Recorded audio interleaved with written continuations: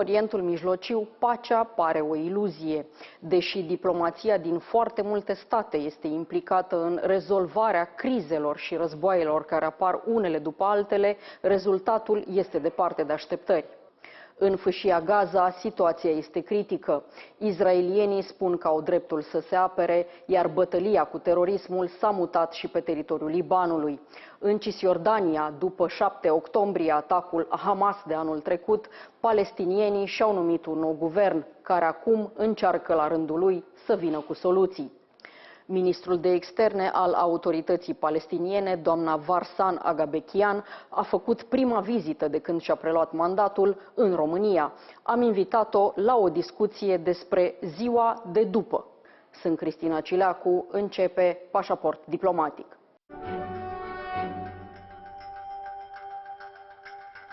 Varsen Aghabekian, Minister of Foreign Affairs from Palestine, welcome to Diplomatic Passport. Thank you very much. Autoritatea palestiniană din Cisiordania și Hamas din Fâșia Gaza au avut două viziuni diferite față de cum trebuie să se raporteze la relația cu Israelul ca să pună capăt ocupației israeliene și să formeze un stat pentru palestinieni. Dacă Fatah, partidul care guvernează teritoriile ocupate, a fost mereu pentru negocieri și alte metode pașnice de presiune, Hamas a ales, așa cum am văzut în 7 octombrie anul trecut, atacul direct asupra Israelului vecin. Mai trebuie spus că Fâșia Gaza nu era o zonă ocupată de israelieni, însă era o închisoare în aer liber, pentru că israelienii controlau intrările din Gaza. Am văzut consecințele atacului Hamas de anul trecut. În prezent, Fâșia Gaza este o ruină.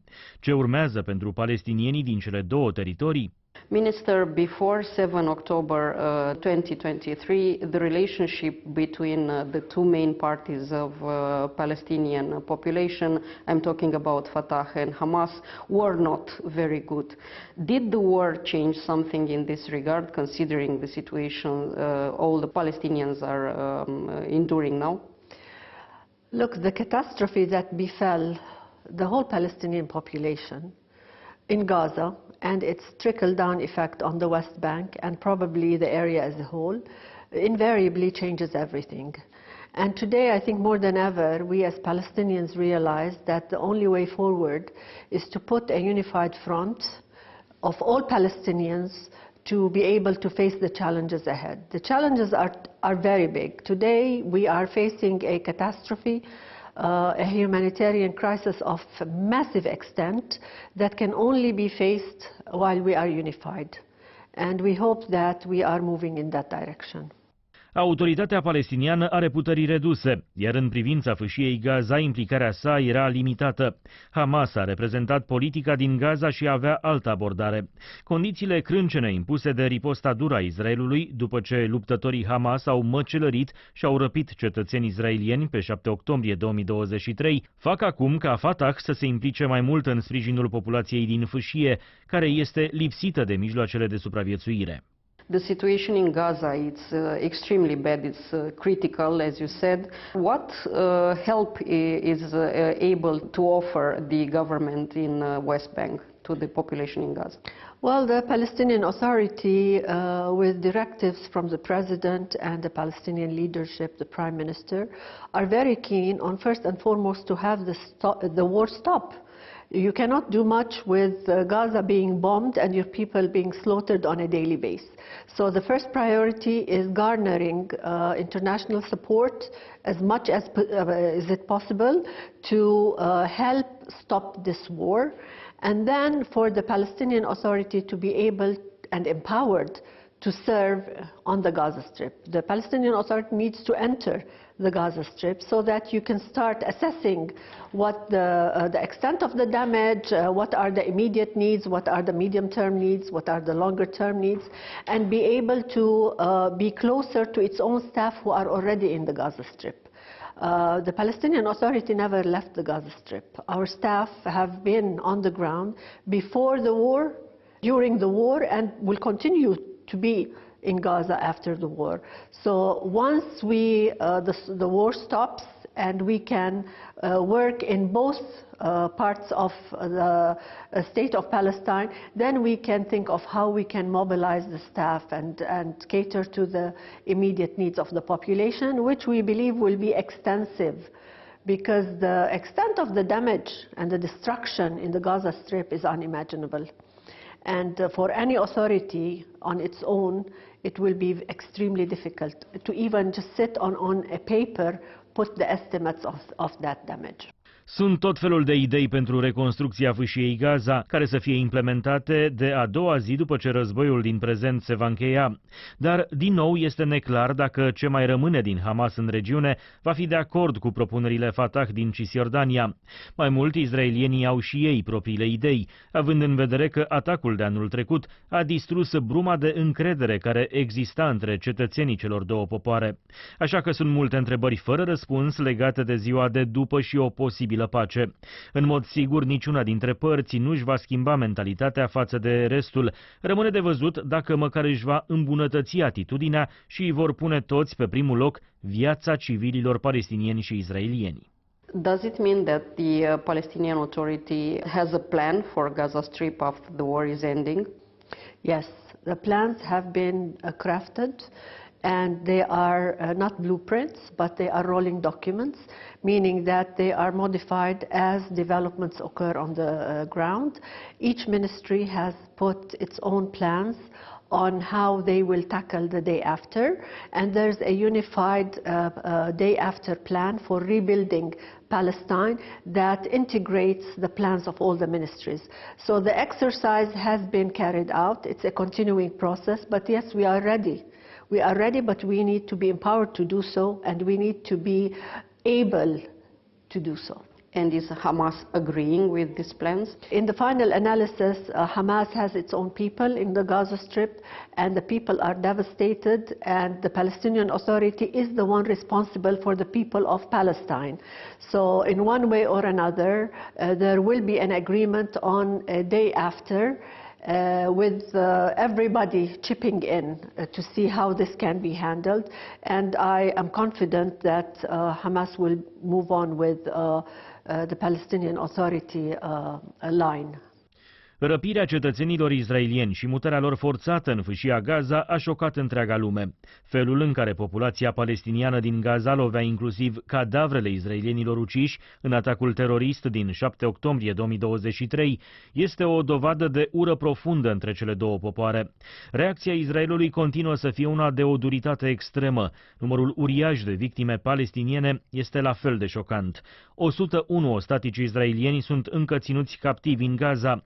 Eșecul negocierilor pentru eliberarea lor nu face decât să motiveze Israelul să susțină războiul, iar consecința imediată înseamnă și mai mulți palestinieni uciși în bombardamente. Benjamin Netanyahu says that Israel will not stop the war in Gaza till the hostages that were taken by Hamas last year on 7 of October will be released. Is the Palestinian Authority engaged in any way with Hamas and other negotiators around for helping the release of the Israeli hostages from Gaza? There are several entities that are engaged on that front, but Netanyahu can always say whatever he wants.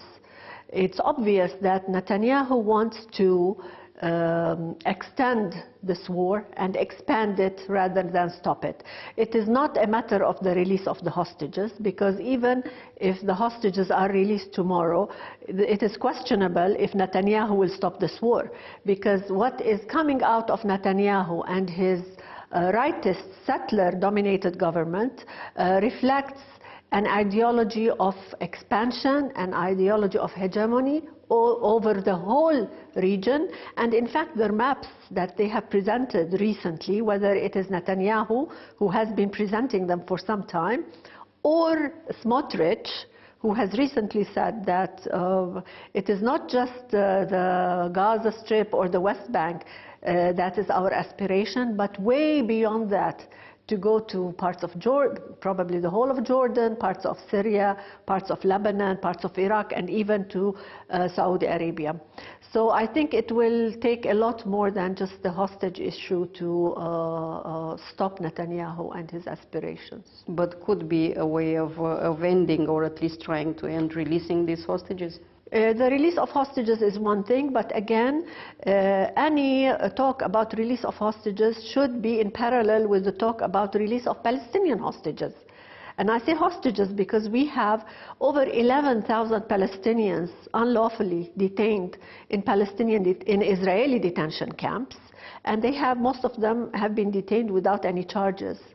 So if we're talking about hostage release, I think it should be all across, for everybody. Zonă de tampon. Asta pare să-și dorească izraelienii să facă din nordul fâșiei Gaza. Distrugerea aripii militare a organizației Hamas nu este suficientă în viziunea Israel, având în vedere instabilitatea securității din zonă. Dacă planul devine realitate, înseamnă că pe mica fâșie de pământ de pe malul Mediteranei se va reduce aria unde poate locui populația palestiniană.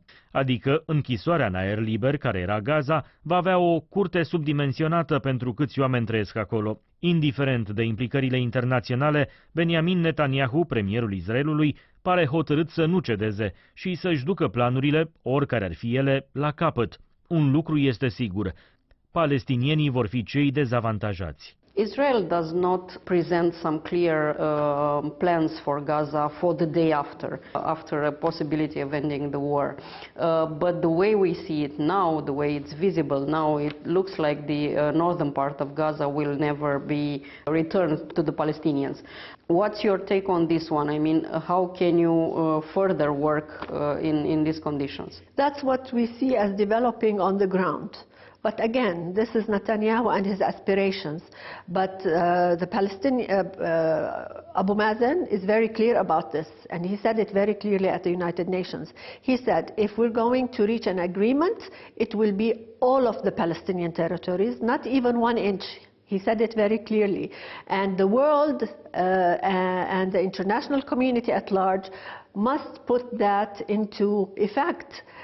They need to find tools at the United Nations that, if needed, obligate Israel to comply with the international law, because if you want peace in the region, you want peace based on international law, and international law is very clear about what peace is. It talks about the 2 states. It talks about the state of Palestine being the 22%, which includes all of Gaza, East Jerusalem and the West Bank, without any parts being taken off. So if we want to talk about the day after, there are rules for the day after, and that day after should satisfy also the needs of the Palestinians, who have been severely hit and devastated for over a year now. Noul guvern de la Ramallah al autorității palestiniene este unul tehnocrat. Principalul său obiectiv este încetarea războiului din Gaza, dar și ideea importantă a unirii populației palestiniene din cele 2 teritorii sub o guvernare unică. De aceea, în noul executiv au fost numiți și miniștrii din Gaza. You have now a new government as a Palestinian Authority in West Bank. It's a technocrat government, first of all, and among your colleagues you have also 5 ministers from Gaza. How do you work from Ramallah, from where? I mean, what is the way this government works? All the ministers are based in Ramallah, but we have our branches and we have our people in the various parts of the West Bank and in the Gaza Strip. For example, the Minister of Health has ministry people working on the ground in Gaza. When they had this polio campaign, the vaccination campaign, it was the ministry staff, the doctors, the nurses, the social workers, everybody together worked on the campaign. So we are working remotely with our people on the Gaza Strip, but I'm sure once we are enabled to go into Gaza, things will move differently.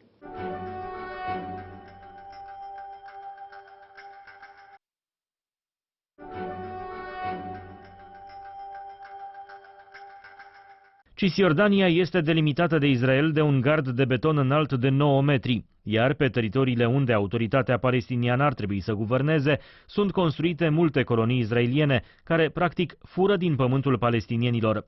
Situația dintre coloniști și locuitorii din teritoriile ocupate nu a fost niciodată una calmă, iar înainte de atacul Hamas din 7 octombrie 2023, grupări ale coloniștilor israelieni aveau obiceiul să hărțuiască populația palestiniană din Cisiordania. How is the situation in the West Bank? Because, of course, after the attack on the 7th of October last year, the West Bank was closed was sealed, and even before the Hamas attack on Israel, in the West Bank we witnessed attacks from the settlers against the civilian population in West Bank. How is now the situation there? The situation is very threatening, because on the West Bank we're faced with the army, the regular Israeli occupation army or forces, and we're faced with unleashed settlers. And these settlers have been intensifying their attacks on the West Bank. We've seen them burning trees, attacking farms, poisoning cattle, attacking cars, bypassers, you name it. And their violence is intensifying by the day, because they have been given, they have been green-lighted by people in the government. You have ministers who are settlers themselves, and these settlers back the settler population on the West Bank. So we have the settlers and the army. We have a lot of restrictions, more so than before October 7th. We have the checkpoints have increased, closing areas has increased, invading or the incursions into areas A, which are totally under Palestinian control, has increased. We have incursions into camps, airstrikes on camps. The other day, more than a dozen were killed by an airstrike to one of the camps in Tulkarem. So the situation on the West Bank is as threatening as it is elsewhere. Having these attacks, first we had, of course, we had the Israeli occupation and the attacks from the settlers against the Palestinians in West Bank. Then we had the attack from Hamas into Israel. The trust, the level of trust between the Palestinians and the Israelis, as lower as it was, I guess it disappears in the meantime. How do you see it on a longer term? Because none of these two populations, the Israelis or the Palestinians, will ever give up of the idea of having each its own state. How will you see it on a long term in order to live together, because nobody will leave the area? Look, the level of trust, yes, is at its lowest. But in the final analysis, we're going nowhere as Palestinians, and we've been saying this. So is the Israelis. And the Israelis will go nowhere. We need to start believing that this land will have the two people. One people have already created their state through the partition, through work at the UN, and they have been building their state for some time. Now the time is overdue for having the other side build its own state, be it the Palestinians. So until everybody complies with international law, this matter will not be solved. Palestinians have said it since they have started the negotiations process. We will not resort to violence, but we will accept what international law says. And today, the International Court of Justice has said it very clearly. It said that this occupation is unlawful. It has to be dismantled. And steps and measures should be taken for the dismantlement within 12 months. 123 countries rallied behind the ICJ ruling. We hope that other countries will come forward and say this is the only path to solve this problem, and the only way to do that is for the state of Palestine to be created on the 22%, as they are recognized at the UN, and to live in peace and security side by side near its neighbor Israel. And this will only happen for both states to live in security if both states' security is worked on. It cannot be one state secure while the other state is insecure. Terorismul este blestemul Orientului Mijlociu. Pe de o parte, sunt state care îl susțin și îl finanțează, Pe de altă parte, sunt țări care suferă masiv de pe urma lui. Nimeni nu vrea terorism, dar acest fenomen oribil continuă să existe în regiune și chiar să fie exportat în toată lumea.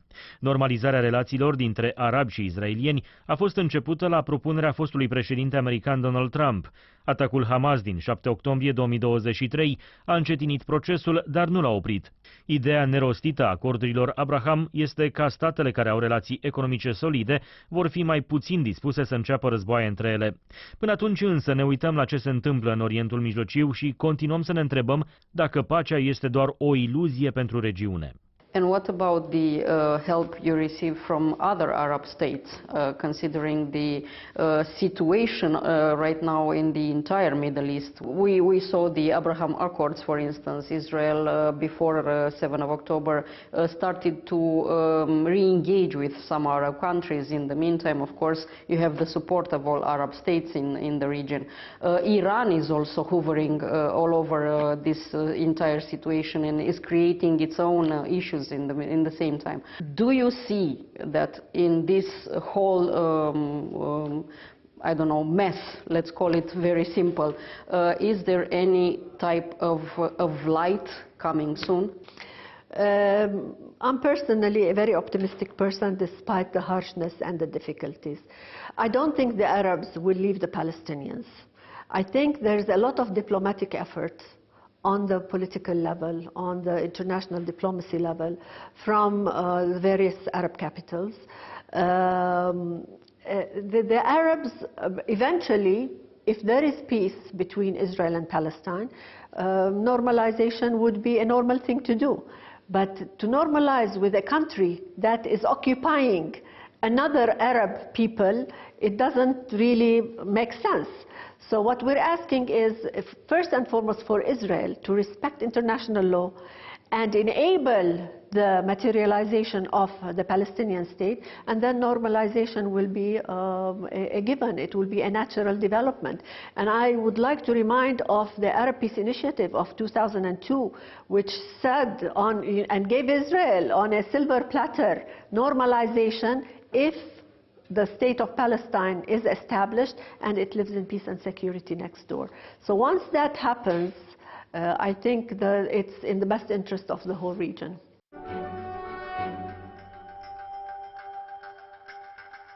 Atât pentru astăzi, dar rămânem în continuare online pe pagina de Facebook a emisiunii și pe contul nostru de X. Revenim cu subiecte noi din lumea diplomației și a politicii externe, vinerea viitoare de la 11:30 și în reluare sâmbătă, după miezul nopții. La revedere!